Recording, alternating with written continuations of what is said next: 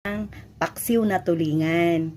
Pero, mamaya gagataan pa natin to, o diba? O, ayan, paksiw na tulingan. Or tambakol.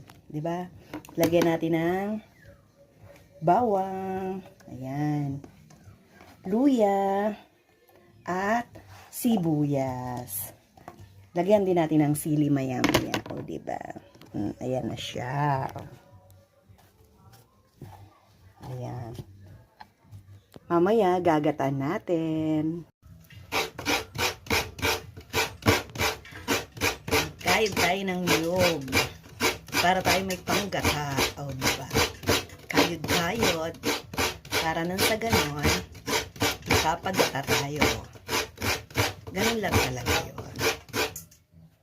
Luluto na siya. O, diba? Ayan ang tambakol na ginataan.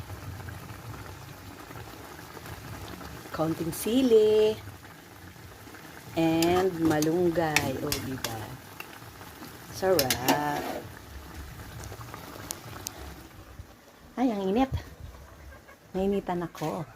Grabe, ang init. Sarap. Ang sarap niya. O, diba? Ganun lang yun. Oh. Wow.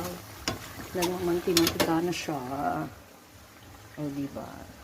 Wow, nagmamanti-mantika na siya. O, diba? Ganyan po ako magluto ng ginataang isda. O, diba? Manti-mantika na siya. Ang sarap niya.